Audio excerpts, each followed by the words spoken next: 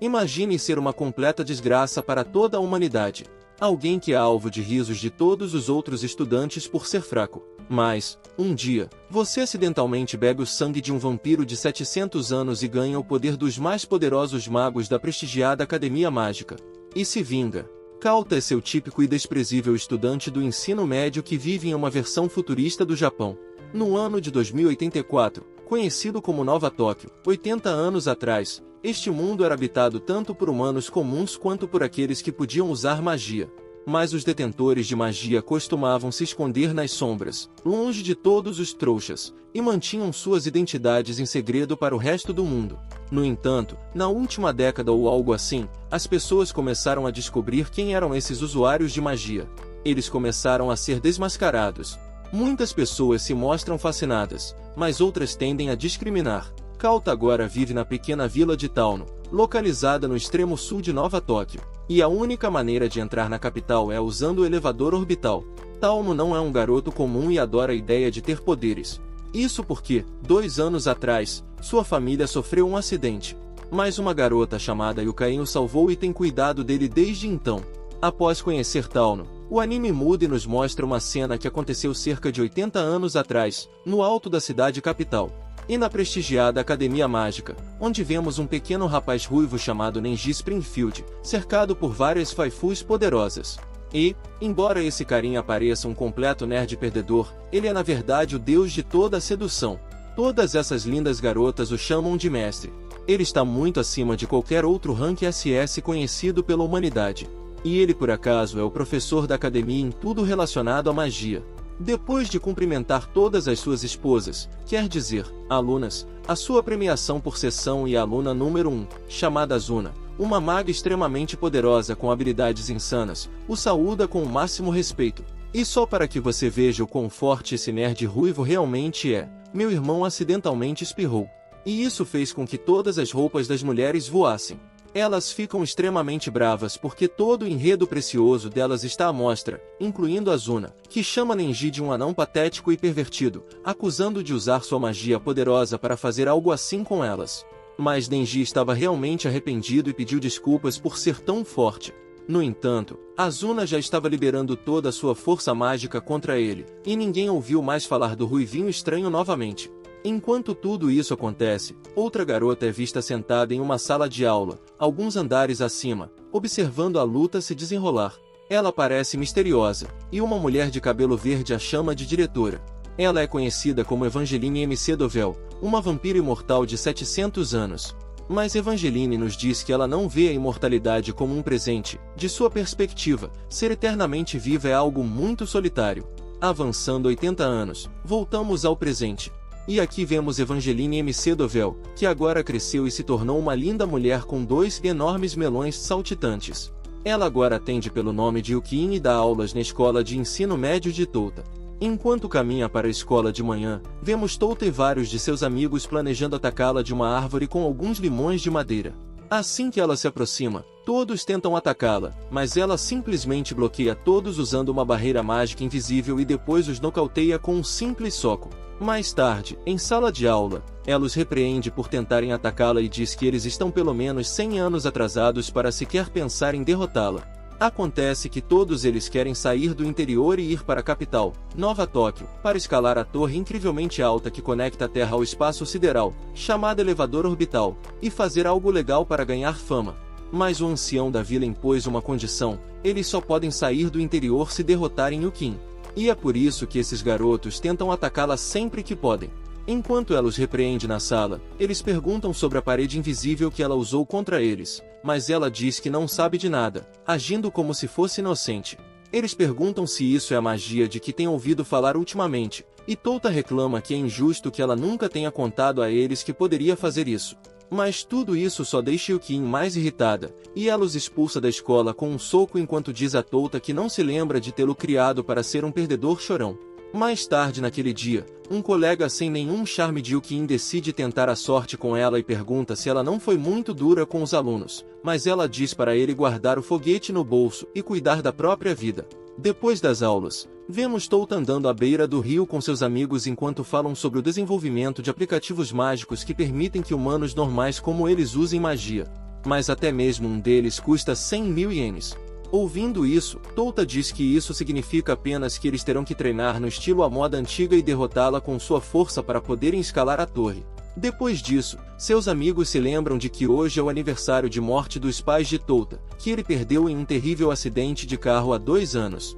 Infelizmente para ele, mesmo sendo o único sobrevivente, ele perdeu a memória do incidente e não se lembra de nada sobre sua família. Ele reza no túmulo de seu avô, Neji Springfield. E em um flashback, descobrimos que Neji conheceu Yuki no dia do acidente, que por acaso estava lá no momento e se ofereceu para cuidar dele desde então.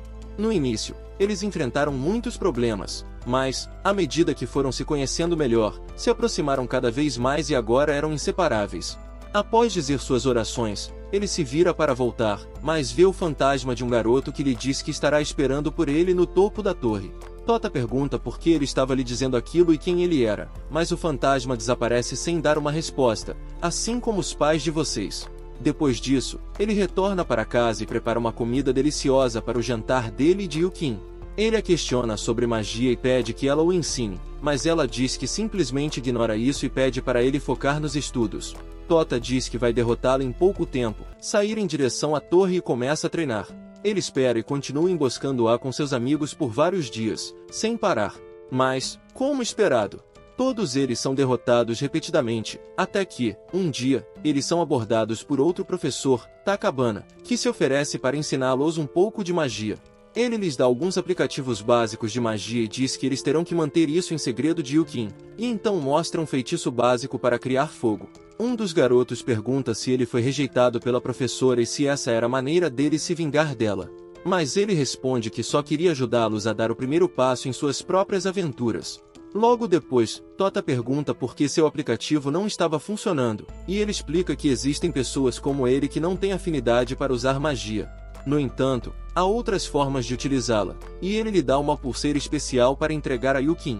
Mais tarde, naquela noite, Tota se pergunta se deveria dar a pulseira a ela, pois sente que isso seria trapacear. Ele também se pergunta se ela aceitaria o presente, já que ele nunca lhe deu nada antes. Mas então Yuki o surpreende, saindo do banho e perguntando o que ele estava olhando. Isso faz com que Tota pule de sua cadeira e saia correndo da casa, dizendo que trouxe aquilo para ela e que ela poderia fazer o que quisesse com o presente. Na tarde seguinte, vemos Yuki saindo de uma loja de conveniência usando a tal pulseira. Ela parece estar se divertindo, mas 2 portais de teletransporte aparecem atrás dela, e os amigos de Tota saem deles com uma magia de restrição que a envolve e a impede de se mover. Eles apontam seus pequenos cajados para ela e dizem que estão mais fortes do que nunca, e ela os elogia. Por terem conseguido prendê-la, a professora chega por trás deles e diz que todos fizeram um ótimo trabalho antes de nocauteá-los com alguns movimentos impressionantes, quebrando seus pequenos cajados. Ela então invoca várias lanças negras com magia e diz a Yuki que foi um verdadeiro incômodo fingir ser uma professora por 6 meses, mas que, no final, valeu a pena, antes de lançar as lanças contra ela. Yuki tenta bloquear o ataque com sua própria magia, mas é bloqueada por algum tipo de feitiço de selamento que está na pulseira, e as lanças a atravessam, transformando em algo semelhante ao Sonic, o ouriço. A professora diz que não é surpresa que esse ataque nem a tenha afetado, já que mostra porque ela vale 600 milhões de ienes ou cerca de 4 milhões de dólares, conforme o cartaz de sua recompensa. Ela então invoca sua espada e diz que deveria terminar o trabalho o mais rápido possível, pois prolongar uma luta contra um vampiro não seria uma decisão inteligente. Mas, nesse momento, Tota chega e ataca-a com uma espada de madeira, ordenando que ela se afaste de Yuki e de seus amigos. Mas a caçadora de recompensas mostra que ele está muito abaixo do nível para sequer falar com ela.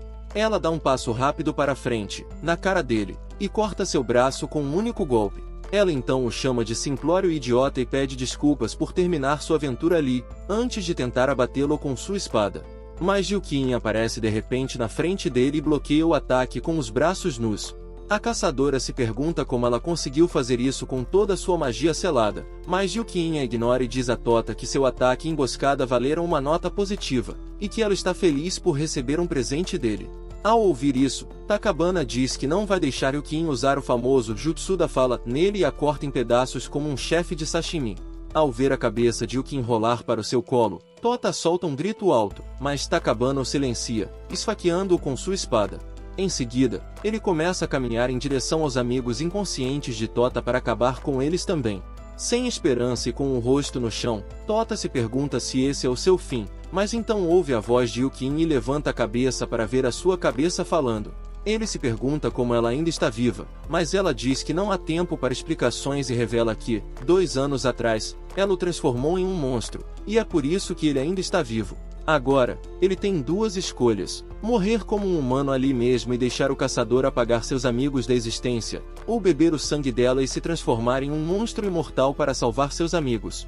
Tota a olha por um momento e diz que só tem uma escolha, lambendo o sangue dela do chão como um cachorrinho obediente. Com o poder de sua habilidade pervertida, ele desperta o cachorro nele, recuperando sua saúde e ganhando vários poderes. Ele arremessa seu braço cortado contra o caçador e o afasta de seus amigos. Em seguida, avança contra ele com sua espada de madeira.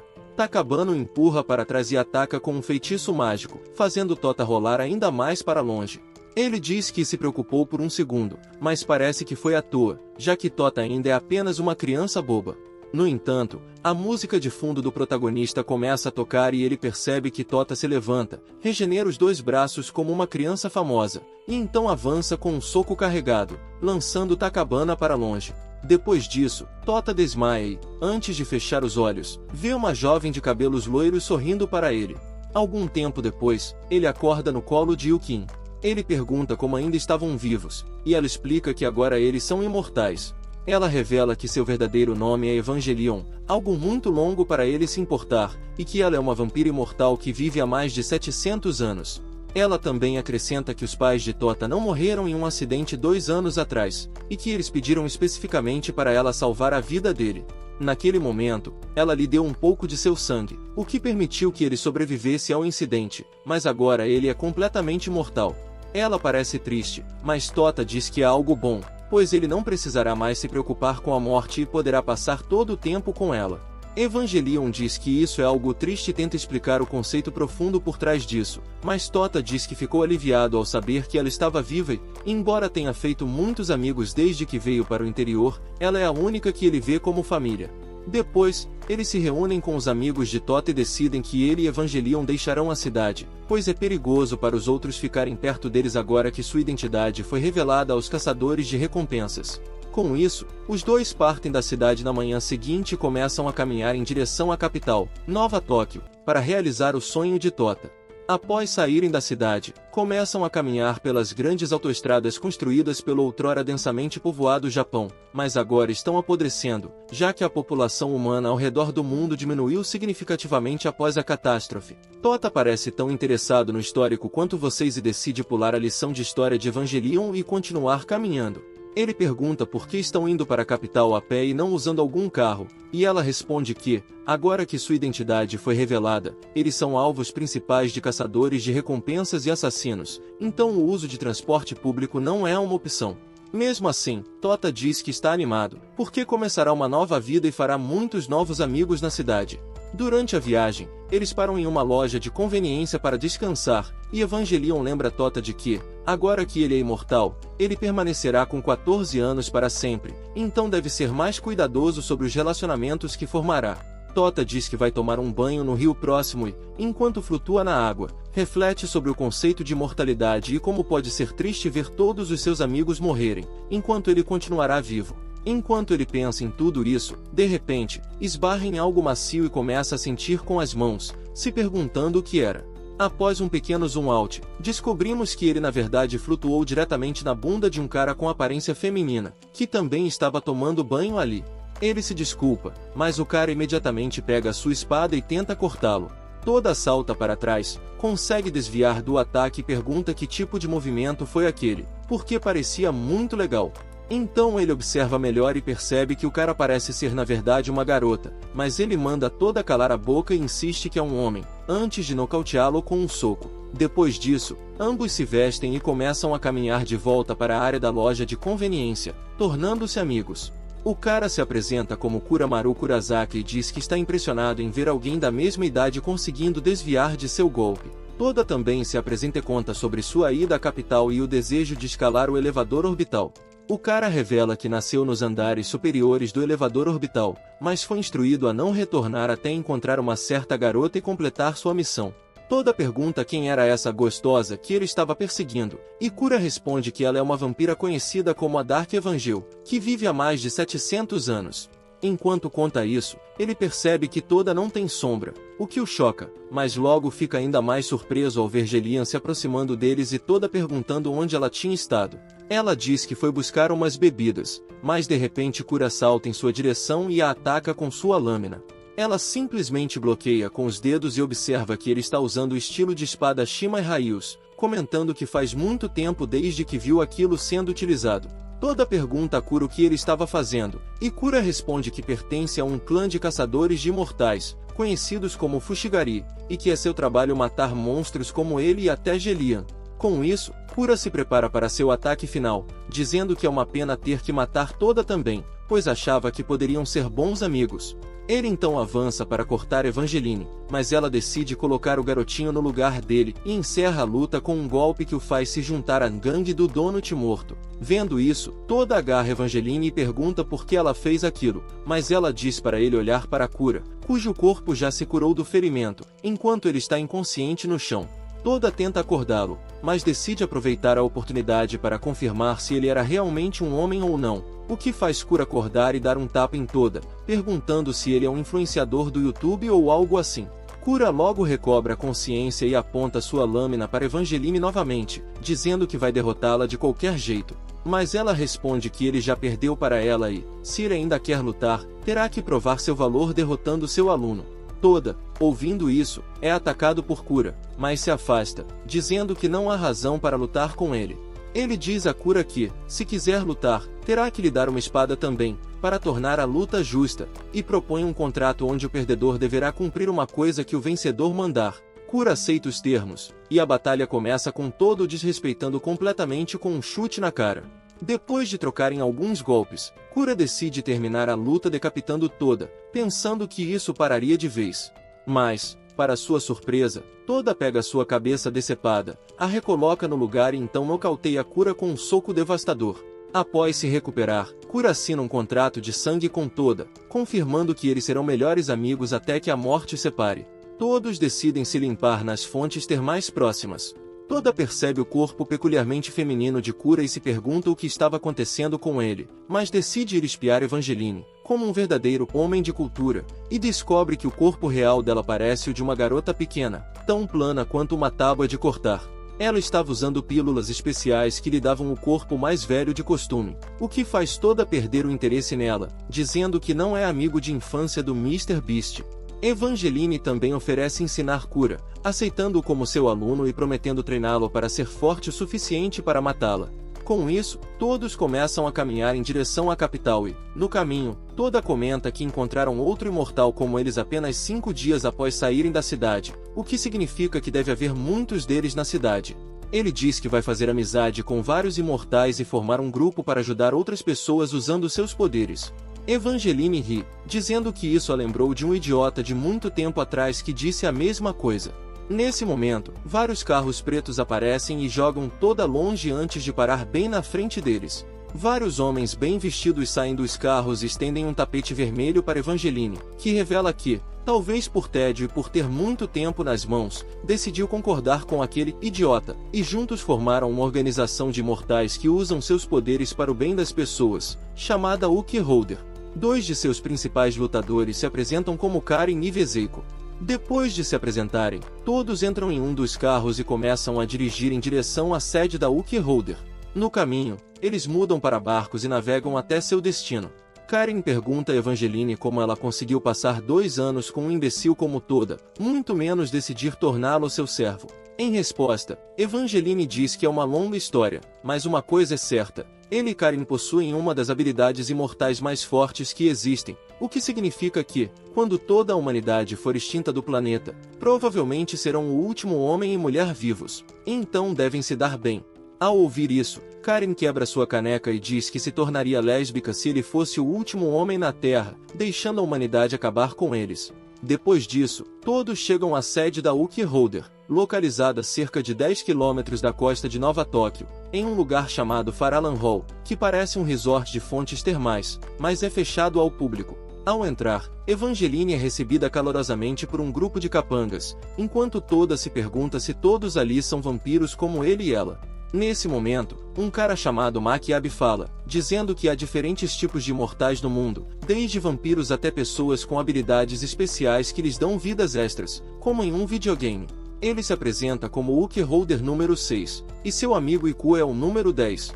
Karin, de mais cedo, é a número 4, e todos fazem parte dos imortais que trabalham como servos de Evangeline. Toda diz que está ansioso para fazer amizade com todos, mas Makiabe diz que ele primeiro terá que passar por um teste para provar seu valor. Ele diz que o teste geralmente consiste em ajudá-los no resort, como exterminar um ninho de monstros que mudam de forma e vivem no subsolo, mas Evangeline pediu para mudarem o teste. Agora, cada um terá que lutar contra um dos números, e passará no teste se conseguir acertar pelo menos um golpe. O prazo é até o pôr do sol do 7º dia a partir de agora, e eles podem usar ataque surpresa ou lutar de forma justa, o que for mais fácil. Depois disso, Makiabe diz a Kura que ele lutará contra ele, e Karin decide enfrentar Toda. Com isso, o teste começa, e Toda é imediatamente enterrado no chão, sendo esmagado por Karin ao tentar pular por cima dela. Kira diz que ele deve ser muito habilidoso, mas então Jinbe deixa cair sua garrafa de vinho e diz que ainda pode estar boa se ele lamber do chão. Ele então diz a Toda para experimentar a espada e comenta que, se ele conseguir puxá-la, será uma grande arma para ele, já que foi forjada pelo lendário ferreiro Alviro.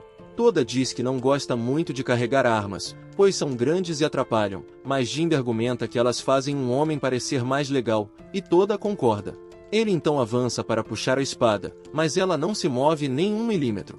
Jinbe diz que nunca disse que seria fácil, comentando quantos homens fortes tentaram tirá-la nas últimas décadas, mas ninguém conseguiu. Contudo, Toda ouve a mesma voz de antes que o guiou até lá, e ela diz para ele apenas girar o dial para trás e tentar puxar novamente. Toda faz exatamente isso e facilmente tira a espada, fazendo Jinbe perguntar que tipo de truque ele usou para conseguir isso. Toda conta que ouviu uma voz lhe dizendo o que fazer naquele momento. A espada fala e revela que era ela que estava falando o tempo todo. Seu nome é Kirobo, e estava entediada de ficar ali enferrujando, então decidiu deixar Toda empunhá-la. Ela então diz a Jinbe para contar a Toda sobre suas habilidades. Jinbe pega a espada do jovem e diz que ele ainda tem um mestre se quiser realmente fazer daquela espada sua. Ele gira o dial um pouco e a joga de volta para ele. Toda tenta pegar a espada, mas seu peso enorme arrasta sua mão para o chão. Jinbe então explica que Kirobo é uma espada de gravidade com a capacidade de aumentar ou diminuir seu peso à vontade, usando o dial no punho. Ele aumentou para 1000 vezes para começar, mas parece que Toda terá que começar com um peso ainda mais leve. Após isso, Jinbe ajusta o dial para 50.000 e realiza um golpe forte, mostrando quão poderosa Kirobo realmente é. Ao ver isso, Toda fica muito empolgado e concorda em treinar até dominar a espada, para usá-la como seu trunfo contra Karin no último dia do teste. Com isso, começa um pequeno arco de treinamento, onde Toda e Kirobo treinam no subsolo por 6 dias, usando a espada negra, e então desafiam Karin e Makiabe no 7º dia, respectivamente. Na luta de Kirobo, ele avança direto e começa a atacar Makiabe com movimentos mais refinados. Makiabe o elogia por ter melhorado tanto em tão pouco tempo, mas diz que não é suficiente e começa a contra-atacar. Ele o golpeia várias vezes antes de cortar seu braço e dizer que o jogo acabou, mas isso fazia parte do plano de Kirobo, que teve a ideia com base em sua luta contra Toda no dia em que se conheceram. Ao recuar com seu braço decepado voando atrás de Makiabe, ele invoca sua espada naquela mão e o surpreende, atravessando sua espada pelas costas dele com o braço que foi cortado. Makiabe diz que ele passou no teste e então cai no chão e morre, mas logo seu corpo começa a falhar como se fosse um bug de jogo, e ele volta à vida, como se fosse um personagem de jogo, com mais de 254 vidas sobrando.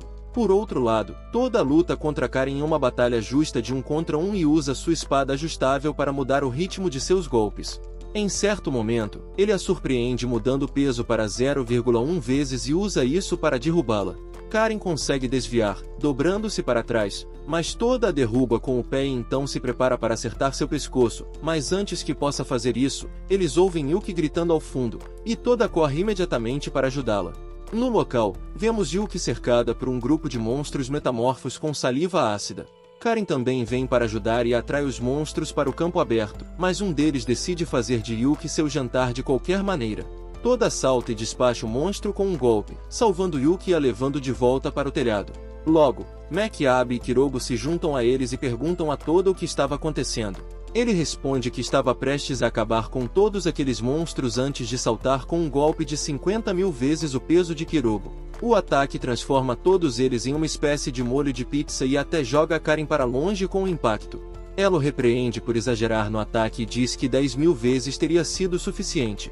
Nesse momento, Yuki-Ain se junta a eles e diz que fizeram um ótimo trabalho em se livrar dos monstros, revelando que aqueles eram monstros do ninho subterrâneo, mas ela não sabe por que estavam na superfície. Ela então pergunta a Toda se ele passou no teste, e Karen confirma, dizendo que ele conseguiu danificar seu uniforme no ataque anterior.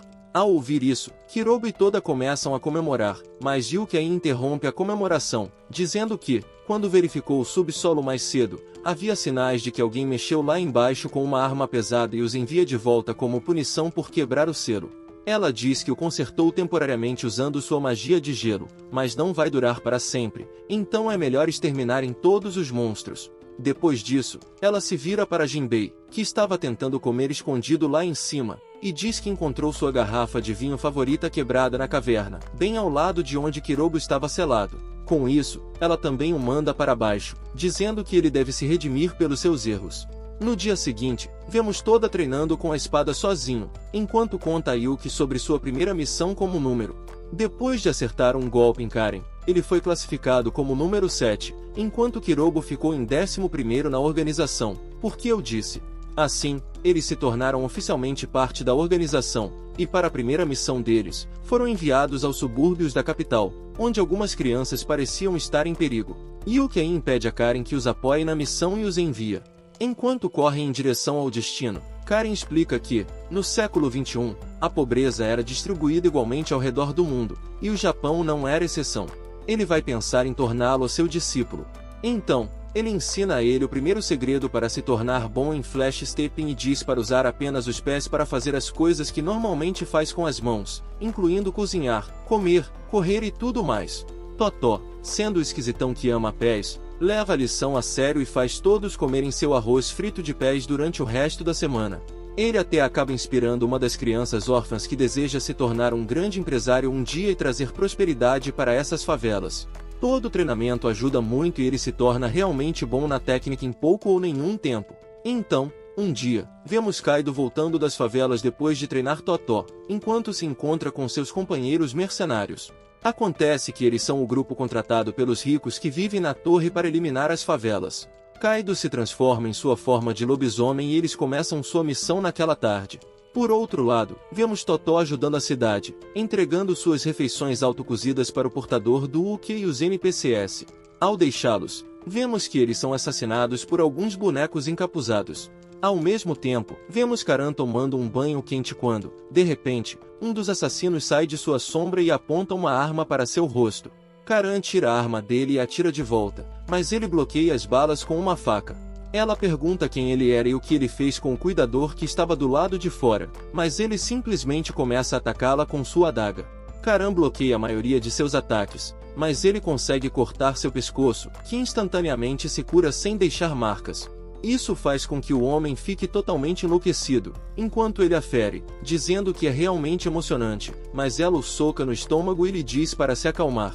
Ela então o estrangula usando seus pés limpos, mas ele puxa uma arma das sombras e a força a chupar seu metal antes de colocar chumbo em sua cabeça. Karan cai para trás e o homem diz que sabia que ela ainda sentia dor, apesar de ser imortal. Ele diz que vai se divertir muito com ela e a amarra usando suas sombras. Ele revela que é um mago que controla os espíritos das sombras e é o responsável por controlar os bonecos que estavam incendiando as favelas enquanto assassinavam os NPCs portadores do Uke. Ele então enfia sua faca no baú do tesouro de Karan e diz a ela que agora sabe que ela é a garota das lendas conhecida como a Santa de Aço. Ao mesmo tempo, vemos Tota sendo emboscado pelo lobisomem. Hiro também se junta a eles e diz a Tota que eles estavam sob ataque e se prepara para lutar contra os inimigos, mas o outro mercenário também se junta à batalha para igualar as forças.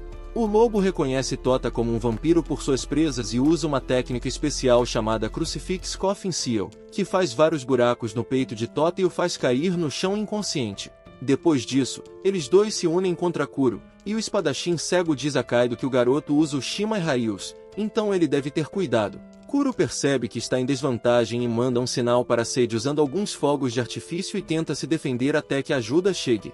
Mas então Kaido fica sério e o chuta em uma velocidade ofuscante enquanto o espadachim corta seu braço. Kuro consegue cortar o braço de Kaido segurando sua lâmina com a boca e reata seu braço usando seu fator de cura. Kaido também faz o mesmo e diz que só precisa feri-lo mais rápido do que ele pode se recuperar e começa a espancar o pobre Kaido antes de rasgá-lo ao meio e jogá-lo no ar como um brinquedo quebrado. A parte superior de Kuro acaba caindo perto de Tota, e ele se pergunta se pode trazê-lo de volta à consciência de alguma forma. Mas então Kaido prende usando algumas placas de sinalização e diz que também o congelará, só por precaução. Mas então, a criança diante se coloca entre eles e diz que está à sua cidade também e que ele não vai deixá-los destruí-la. Por outro lado, vemos o outro assassino, Kyo, conversando com Karen sobre as lendas que cercam suas origens. Ele diz que em 1942, em uma pequena cidade pobre no sul da Europa, havia uma garotinha que se tornou o alvo de uma caça às bruxas.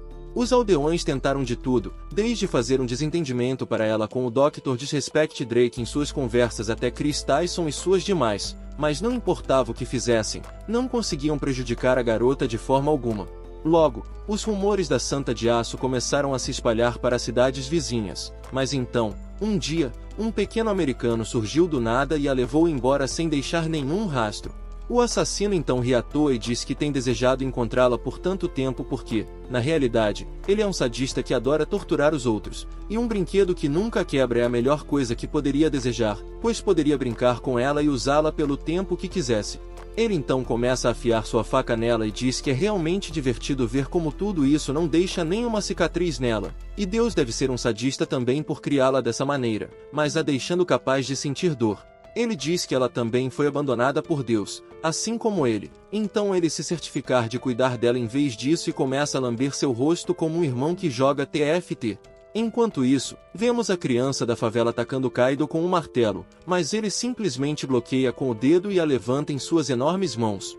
Ele diz a ele que agora ele deve morrer, enquanto o espadachim acrescenta que eles estão ocupando a terra de seu cliente legalmente causando agitação social. A criança pergunta se isso significa que todos devem ficar parados e deixar-se morrer, mas Kaido diz que é assim que as coisas são e se prepara para transformá-lo em sashimi. Justo então, Shiro se empurra do chão e tenta proteger a criança, enquanto Tota de repente se levanta também e bloqueia o ataque de Kaido com suas próprias mãos. Todos notam as luvas escuras em seus braços e se perguntam o que eram, mas Tota diz que sente muito poder nelas. Com isso, ele consegue dar um soco poderoso em Kaido e continua a empurrá-lo de volta com esse novo poder. Ele diz a Kiro para levar a criança e se colocar em segurança e que ele lidará com ele sozinho. Por outro lado, Karan salva as futuras gerações de sofrerem com os filhos do assassino e rompe seu selo usando sua luz divina. Ela revela que não foi abandonada por Deus, mas abençoada por ele e então desencadeia um ataque forte chamado Punho Divino e manda o assassino para Nárnia. Depois disso, ela se veste e sai para se encontrar com Tota e os outros. Quando chega lá, ela dá a Kiro sua espada e lhe diz para parar de se preocupar, pois ela lidará com os espadachins mais fortes e diz a Tota para brincar com a lama à sua frente. Com isso, eles dois se posicionam contra os vilões e Tota diz que sabe que a bolinha de pelo é, na verdade, Kaido por causa de seu incrível Flatep e pergunta por que ele estava agindo como um lixo atacando crianças. Kaido se transforma de volta em sua forma humana e diz que só vive para lutar contra oponentes fortes e é por isso que está nessa linha de trabalho, pois assim ele pode encontrar monstros como ele. Com isso, ambos se flashtappam na frente um do outro e se enviam voando com um soco forte. Kaido elogia Tota por ficar tão bom em tão pouco tempo e pula na frente dele com outro soco, mas Tota bloqueia com seu punho negro e eles começam a trocar golpes pesados como se fossem de Dragon Ball. Kaido se diverte muito e diz a Tota para se tornar seu aliado, mas ele pergunta se ele está em seu juízo, pois ele nunca se juntaria à equipe de cabeçudos como ele. Kaido diz que isso significa que é um adeus e usa um Flatep que quebra a barreira do som e transforma Tota em um donut. Ele diz que nem mesmo um ser imortal como ele pode trazer de volta seu coração, mas Tota desbloqueia sua armadura da trama e corta o braço de Kaido enquanto seu coração se restaura e libera um poder demoníaco que começa a consumir Tota. O velho espadachim reconhece essa aura e diz que se chama Magia Evia. De acordo com seus estudos, só houve 2 usos dessa técnica, e ele conheceu ambos no campo de batalha há 25 anos. O primeiro portador nunca conseguiu dominá-la e ela era conhecida como a Angel Sombria. E o outro foi seu discípulo, que se tornou conhecido como o mago mais forte que já existiu qualquer coisa, desde que ele tenha seu corpo. Com isso, ele lança uma moeda e começa a luta com um forte empurrão assim que ela atinge o chão, mas, para sua surpresa, Tota consegue pará-lo bem antes de ser nocauteado. Ele então usa a técnica mais poderosa da história do anime, Toku no Jutsu, e diz a ele como deveria usar esse poder para fazer o bem no mundo, em vez de ser um pedaço de cocô, e o manda para baixo da terra com um vento limpo. Taito diz que ele claramente o derrotou agora e que deveria oferecer a sua morte, mas Tota diz que não vai matá-lo. O espadachim, Shin, diz que, nesse caso, ele o levará de volta com ele, pois já cumpriram sua missão de incendiar as favelas, e já é tarde demais para apagá-las. Mas então Evangeline chega ao local e apaga tudo usando sua magia de gelo. Ela diz a Kiro que foi uma boa decisão alertá-los usando seus fogos de artifício. Ela deixa os assassinos escaparem e a paz retorna às favelas. Por enquanto, todos decidem fazer uma festa para celebrar sua vitória. E Tota pergunta a Yukain sobre a magia Rebia coisa. Ela lhe conta que ele se tornou um vampiro usando seu sangue, então não é incomum que ele herde algumas de suas técnicas. Com isso, todos começam a festa enquanto vemos alguém observando-os de uma estação espacial usando um drone, confirmando que Tota é a pessoa que ele está procurando. No dia seguinte, vemos Kiro caminhando em direção ao quarto de Tota com Kirobo em suas mãos. Acontece que Tota o esqueceu no chão antes de ir para sua missão e nunca teve a chance de usá-lo durante sua luta nas favelas. Kirobo reclama sobre isso e agradece a Kiro por carregá-lo até o idiota. Kiro pergunta à espada se ela sabe algo sobre a magia Rebia e como ele duvida que seja tão simples quanto Yukain descreveu ontem. Kirobo pergunta se ele duvida dela e diz que está claro que Kiro se preocupa muito com Tota e afirma que ele o ama. Kiro diz que não é bem isso que a espada está dizendo e acaba colocando-a de volta no chão, correndo como uma garota tímida. Ele acaba assistindo Tota conversando com Yuki enquanto ela o leva em um passeio em sua moto aquática que ela montou usando alguns restos que encontrou aqui e ali. Depois de voltar, ela diz a ele que seu sonho é vencer a corrida solar que acontece uma vez por ano. Corredores de todo o mundo vêm participar, e é por isso que ela veio para a capital, mas ainda é apenas um sonho. Tota a incentiva e diz que sonhar é sobre ir longe e que ele está torcendo por ela. Ver tudo isso faz Kiro sentir algo estranho em seu coração e ele se pergunta do que se tratavam esses sentimentos. Mais tarde naquele dia, Karen decide entrar no quarto de Kiro para pedir ajuda com um trabalho, mas acaba esbarrando nele enquanto ele troca de roupa. Ela vê seu corpo e pensa que ele é uma garota e diz que terá que mudar seu dormitório, pois não pode ter meninas e meninos vivendo no mesmo quarto, mas Kiro lhe diz que é um menino e a leva para explicar. Ele revela que pertence a uma raça especial de demi-humanos que são sem gênero até os 16 anos, quando precisam escolher entre um dos 2 gêneros, porque não é 2024 e o mundo não está louco. Ao ouvir isso, ela saca sua espada e começa a atacar Kiro, perguntando o que ele escolherá. Ela sugere que ele se torne uma mulher e viva feliz com Tota, já que claramente tem sentimentos por ele, e isso também a beneficiaria, porque afastaria Kiro de Yukain. Ela o derruba usando suas habilidades, mas Iku a interrompe e diz que não é bom impor suas opiniões aos outros. Ele revela que ouviu tudo que eles conversaram e estava apenas na área. Depois disso, eles sugerem que Kiro saia em um encontro com Tota como uma garota e experimente como é, para que possa tomar uma decisão informada quando chegar a hora. Para que isso aconteça, eles deixam que ele se transforme em seu corpo feminino e colore seu cabelo de loiro para criar a disfarce perfeita.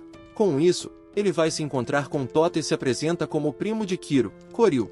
Ela diz a Tota que não tem muito tempo ali, então gostaria que ele a mostrasse a cidade, e Tota, sendo um simpático, concorda com o pedido. Depois disso, eles saem para se encontrar com Yuki e perguntam se podem pegar sua moto aquática para ir à capital. Ao saírem, eles também notam uma garotinha loira brincando com areia, e Yuki diz que o nome dela é Kiri e ela parece estar planejando sair também. Depois disso, eles dão uma volta pela capital e aproveitam várias lojas, instalações e eventualmente decidem fazer uma pausa em um parque.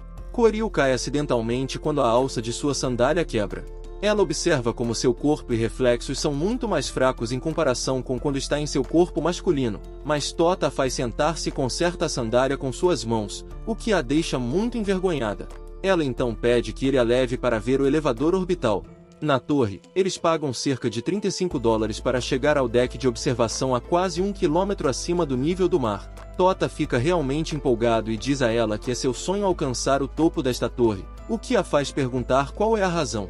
Tota pensa no fantasma que lhe disse que o esperaria no topo da torre, mas então diz que sua razão número 1 para escalar é porque prometeu a seus amigos no campo que todos chegariam ao topo da torre e fariam algo incrível.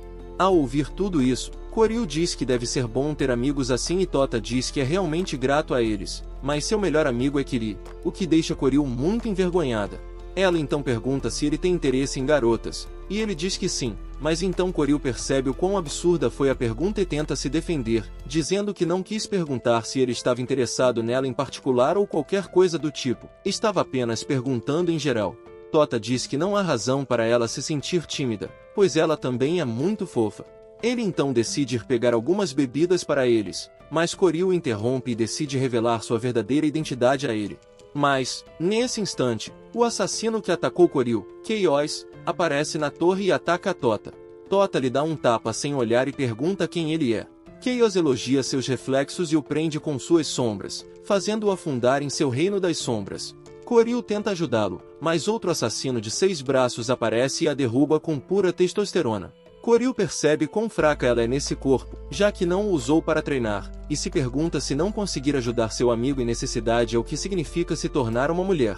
Ainda assim, decide se levantar e chutá-los para longe, mas os assassinos logo a sobrecarregam e a derrubam da torre enquanto a atacam. Chaos decide levar Koryu com ele também, mas Koryu decide desistir desse sonho e se transforma de volta em seu corpo masculino, espancando Chaos enquanto manda voar para trás. Ele salva Tota também e enfrenta os assassinos de 6 braços, mas diz que não há razão para eles lutarem mais, pois carros de polícia começam a se aproximar. Mais tarde naquela tarde, Tota volta a si e pergunta a Kiro o que aconteceu. Ele inventa uma história e diz que houve um ataque terrorista que estava tentando sequestrá-lo. Então ele veio para o resgate e conseguiu espantá-los enquanto levava Koryu para um local seguro. Ele então diz que ficou decepcionado ao vê-lo deixar o assassino capturá-lo tão facilmente, e Tota diz que foi descuidado e agradece a Kiro por salvá-lo. Ele diz que está realmente grato por ter um parceiro como ele, o que faz Kiro decidir que deve permanecer como parceiro de Tota em sua vida.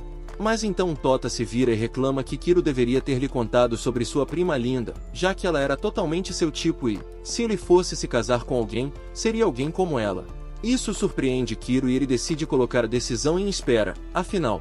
Por outro lado, vemos Koryu fazendo um castelo de areia mais uma vez, com uma chama em cima, enquanto Iku se aproxima dela e pergunta se não é a segunda vez que ela faz esse ritual. Ele pergunta se há alguma ocasião especial e ela diz que a ocasião especial está prestes a começar. Mais tarde naquele dia, Tota e Kiro voltam para a sede e são recebidos por Karen e Iku, que estão animados para saber o que aconteceu. Karen leva Kiro para longe e pergunta por que ele não estava em seu vestido e corpo feminino, e ele diz que é uma longa história. Enquanto isso, Iku apresenta Tota a Kiri, mas ela diz para deixá-la falar com Tota sozinha e o leva para uma pequena rua dentro do complexo. Lá, ela se vira e diz a ele para ser respeitoso, pois ela é sua superior na organização, e o faz sentar-se no chão. Ela então lhe diz para latir para ela, seguida de tentar pisar em seu rosto. Ela diz para ele deixá-la fazer isso enquanto chama de idiota incompetente, mas Tota decide que é o suficiente e a levanta pela gola, perguntando qual é o problema dela. Ela diz que ele tem que deixá-la pisar nele 6 vezes por todas as vezes que ele a decepcionou, mas ele diz que esta é a primeira vez que se encontram e do que ela está falando. Ela acaba se acalmando e decide contar algo a ele, mas então o caos aparece das sombras e corta sua garganta com sua faca. Tota percebe quem ele é e decide persegui-lo, mas Kiri lhe diz para segurar sua mão enquanto ela respira pela última vez, e assim, termina. Eles são teleportados de volta no tempo para quando ela criou seu castelo de areia. Tota fica confuso e se pergunta como mudaram de local, e ela explica que voltou no tempo usando seu poder. Justamente então, Iku e Karen chegam ao iate, e Kiri pede que os leve à capital. Karen se pergunta como Tota voltou à sede quando ele deveria estar com Koryu a essa hora, mas então Iku pergunta a ela se sabia sobre o poder de Kiri.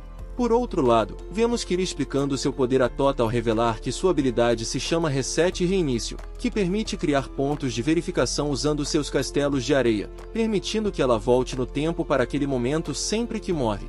Além disso, ela também pode trazer de volta as almas das pessoas que estão tocando diretamente nela no momento da morte, e foi assim que ela o trouxe de volta com ela. Ela diz que tentou fazer isso 6 vezes antes, mas ele sempre acabava fugindo para perseguir seu assassino. Tota pergunta a ela por que ela estava tentando falar com ele, e ela revela que algo no futuro está prestes a acontecer com ele no centro disso. Além disso, ela achou que seria ótimo informá-lo sobre isso com antecedência. Com isso, eles chegam à capital e Tota se encontra com Kiro.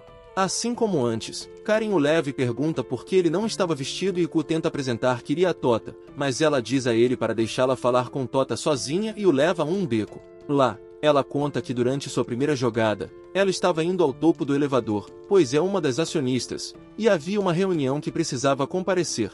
Mas quando chegou à capital, encontrou com ele e Kiro, que decidiu acompanhá-la, pois ficou muito animado ao descobrir que ela pode ir ao topo da torre, mas então alguém inesperado chegou lá também. Justo antes que ela consiga terminar sua frase, Caos aparece das sombras e tenta atacá-la, mas desta vez Tota tem Kirobo com ele e o usa para lutar contra Caos, mandando de volta para a lixeira. Caos tenta revidar, mas Tota o manda voar como a equipe Rocket usando o peso de 100.000 vezes de Kirobo e depois volta a conversa com Kiri. Ela explica que quando chegaram à torre, também viram um cara chamado Fate lá. Ele é conhecido como um dos maiores magos do mundo e quer sequestrá-lo por algum motivo. O cara limpou o chão com todos eles, incluindo Karen e Ku, e então tirou a vida dela enquanto dizia que é o único proprietário de Tota. Mas graças à habilidade dela, ela voltou ao seu ponto de reinício e decidiu contar a Tota sobre isso. Levou um total de 8 jogadas até a atual, e por isso ela ficou brava com Tota quando se encontraram pela primeira vez. Ela diz que Fate costumava ser um herói da humanidade que lutou na guerra para salvar Marte, mas agora ele se tornou um vilão e não sabe por que ele está atrás dos atos baratos de Tota. Justo então, Karen e Ku falam por trás e se juntam à conversa. Com isso, todos decidem pegar o trem para a torre. No caminho, Kiri explica que tem 2 planos em mente. O plano B envolve ela usar seus poderes para reverter o tempo e tomar outra abordagem, enquanto o plano foca em capturar Fate e levá-lo de volta à sede para descobrir o que ele queria. Ela então explica que eles tentariam primeiro impedi-lo de levar Tota, mas se não conseguissem, usariam suas habilidades para levá-lo de volta no tempo para um castelo de areia localizado na caverna subterrânea sob a sede, onde Evangelion estaria esperando por eles.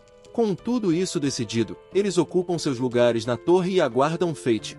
Enquanto esperam, uma loira encapuzada esbarra em Tota e coloca um selo em suas costas, e então ele recebe uma ligação de Yukaen, que explica que 80 anos atrás Fate lutou ao lado de seu avô, Neji, para resolver um problema em Marte. Ela se juntou a eles algum tempo depois e juntos formaram o Ukiholder. Mas 20 anos atrás, quando Neji faleceu, a personalidade e os comportamentos de Fate mudaram drasticamente e ele se tornou um inimigo e uma ameaça para a humanidade. Ele está atrás de Tota por causa de seu relacionamento passado com Neji, então qualquer coisa que ele diga, Tota deve recusar. Ao ouvir tudo isso, Tota fica confuso e pensa que Fate deve ter mais respostas. Mas então Kiri e os outros o informam sobre a chegada de Fate e dizem para ele se concentrar. De acordo com seu plano, eles decidem disparar um ataque a laser do espaço usando o satélite de Ku.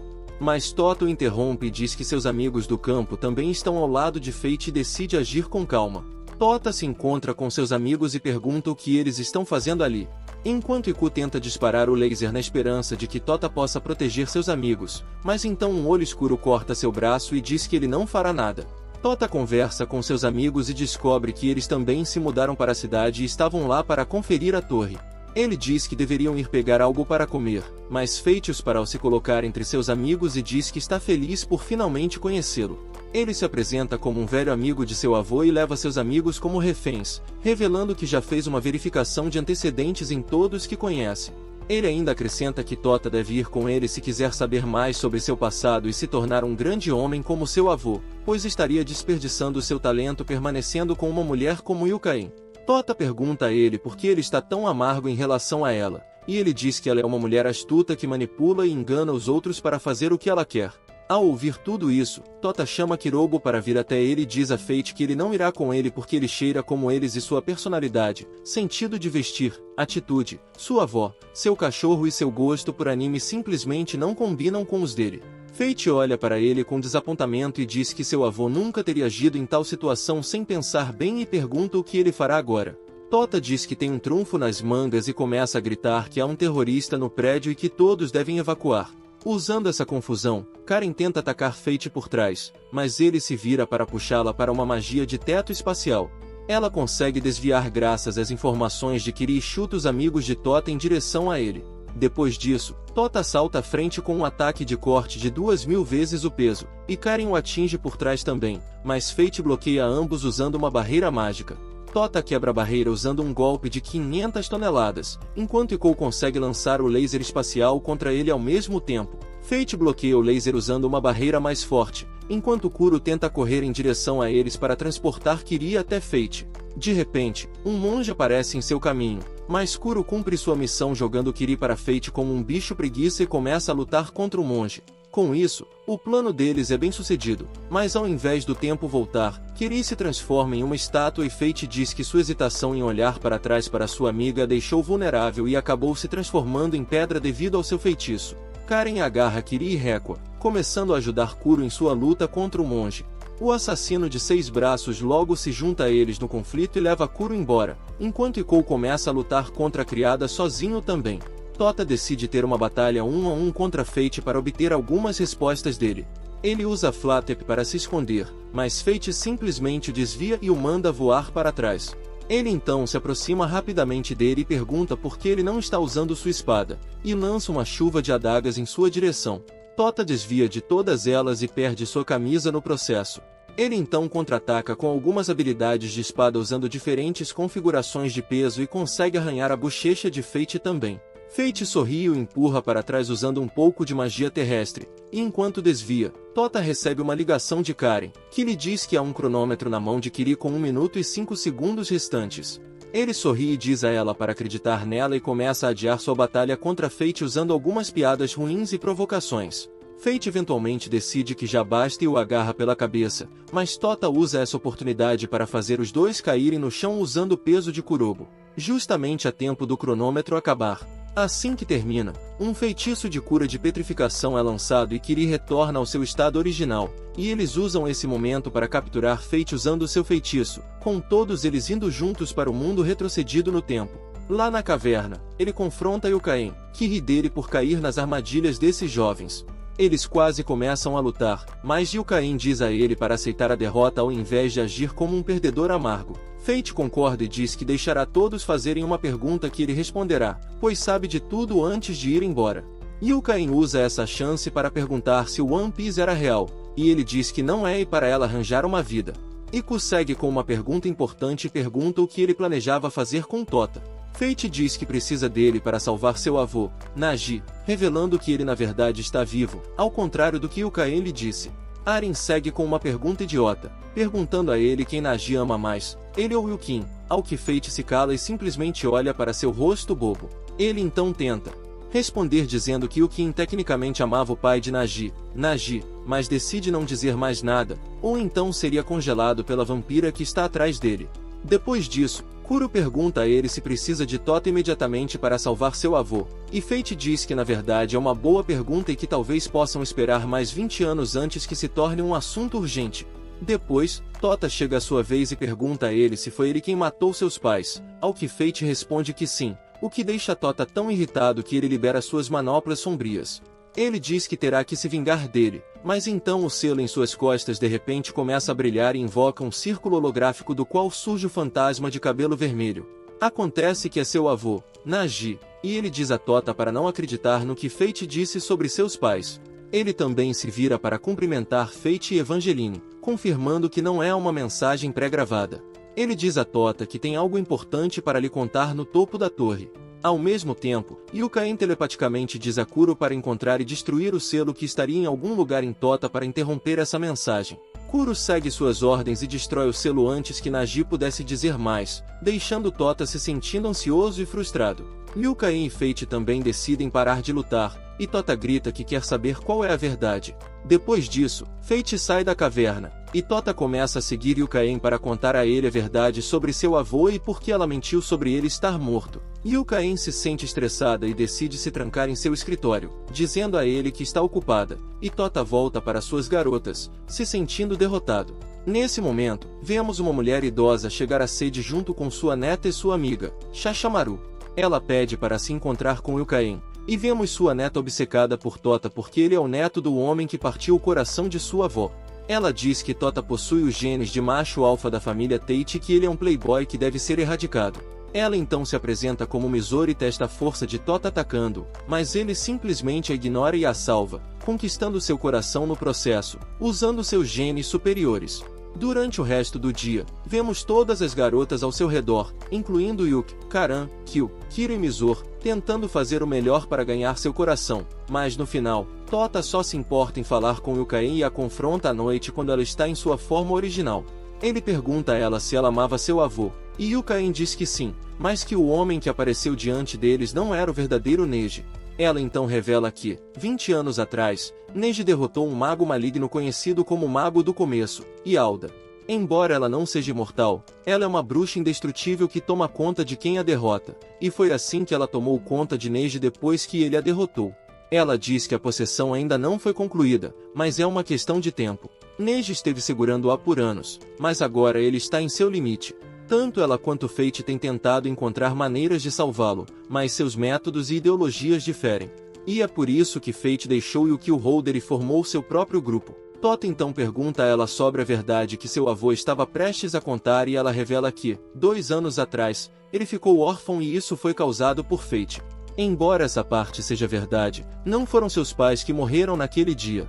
Ao ouvir isso, Tota pergunta a ela se isso significa que seus pais estão vivos, mas ela diz que não, e que ele não nasceu como outros seres humanos, mas foi criado usando a informação genética de seu avô, Neji, ou seja, ele na verdade era um clone. Depois de ouvir tudo isso, Tota fica realmente triste e um tanto deprimido. Ele sente que foi enganado durante toda a sua vida e, embora seja bom saber que não perdeu suas memórias, é ainda mais assombroso descobrir que nunca esteve para começar. Vendo isso, Mizore decide animá-lo e o leva para a capital, onde estão acontecendo as lutas promocionais em forma de festival para o torneio de artes marciais Maulyara, onde fortes artistas marciais de todo o mundo vêm lutar pelo primeiro lugar. As eliminatórias estavam sendo realizadas na grande academia Maulyara e as finais deveriam ocorrer no topo da torre. Ela deixa Tota empolgado com isso e eles tentam entrar no torneio, mas com todas as vagas de entrada já preenchidas antes das eliminatórias, eles não conseguem se inscrever este ano.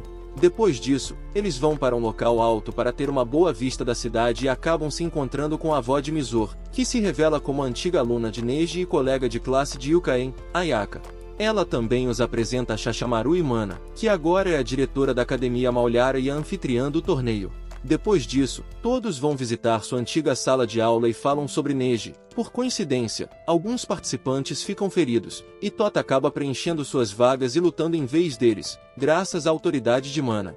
No torneio, seu primeiro oponente acaba sendo a loira encapuzada de antes, que se revela como uma seguidora do mago do começo chamada Cutlass. Ela diz que é a irmã de Tota e o chama de experimento falhado, enquanto o ataca com um poderoso golpe. Tota ativa seu magia Erebion, mas Cutlass o coloca em seu lugar mais uma vez, usando poderosos feitiços e espadas réplicas que desviam toda a mágica. Tota começa a perder a cabeça, mas graças a alguns gritos de incentivo de seus amigos na plateia, ele volta a si e decide fazer um retorno como o protagonista que é. Mas então Cutlass diz para ele: "Cala a boca, ainda é um retorno completo" e vemos Neji chegar na arena em carne e osso. Ele também dissipa toda a mágica que estava aprendendo Tota e deixa que ele se aproxime dele para perguntar por que ele nunca tentou sequestrá-lo quando estava na vila. Neji diz que ele estava mais protegido do que percebe pelo seu mestre, Yukaen, e justo então vemos ela atacar a arena com uma série de lanças de gelo enquanto voa e se posiciona na frente de Tota. Neji diz que ela é tão forte como sempre, mas Yukaen diz a ele para parar de falar como se ele fosse, pois sabe que na verdade é o mago do começo falando. O mago diz que isso significa que eles terão que lutar com tudo e amarra Yukaen usando 2 de seus subordinados e seus ex-colegas de classe, Nodoka e Yu. Outro lutador chamado Jack se junta a eles também, com sua espada massiva apontada para Tota, mas Karan e Kiro bloqueiam o ataque e também entram na batalha ao lado de Kiri. Yukaen diz a Tota que não sabe por que Yu, Nodoka e Jack estavam com o mago, mas não quer lutar contra oponentes tão fortes se tiver uma opção. Além disso, Neji é um grande mago com imenso poder mágico também. Justo então, Neji espirra e acaba deixando todo mundo na arena com seu poder mágico extravagante, e Yukain diz que isso é uma evidência de quão forte ele é, já que desarmou todos lá com um mero espirro. Kiri tenta comprar algum tempo para que eles possam bolar um plano, sugerindo que Neji deve falar e convencer Tota pessoalmente, mas Nodoka revela as verdadeiras intenções de Kiri usando seu artefato, que mostra os pensamentos e memórias do alvo na forma de palavras e imagens em seu livro, enquanto ela revela tudo sobre Tota sendo um clone experimental criado em um laboratório secreto usando Neji e sua aluna como jeans. Justo então, todos ouvem uma voz estranha e são arrastados para um mundo imaginário. Tota conhece um cara chamado Albiro, que também foi quem criou o Kirobo. Ele lhe mostra o passado de Yukain e como ela conheceu seu bisavô, Nodge, e se apaixonou por ele à primeira vista. Mas, infelizmente para ela, Nodge não correspondeu aos seus sentimentos e acabou se casando com outra pessoa e teve um filho chamado Neji. Sendo apaixonada por genes de macho alfa ela se apaixonou por Neji quando ele se juntou à sua academia como professor e depois como seu aluno de mágica. No entanto, Neji também não correspondeu a seus sentimentos, mas ela ainda teve a chance de se divertir com ele. Tota diz que está feliz por ter visto o sorriso de Yukain em suas memórias e agradece ao Albiro por lhe mostrar tudo isso, mas ele diz que não são suas memórias e vemos a maga do começo aparecer diante deles enquanto ela amarra Yukain em seu feitiço. Ela despedaça, e Albiro diz a Tota que Yukain não pode viver sem a mágica do início. E enquanto Tota começa a perder as esperanças, o que ele não percebe é que o tempo está passando rapidamente e que Mizori e sua avó estão tentando ajudá-lo a reunir a coragem necessária para encarar seu destino. Eles ainda têm que derrotar o mago do começo antes que Neji finalmente saia de seu túmulo. O que acontece a seguir? O que Tota fará? Aguardamos ansiosamente os próximos episódios.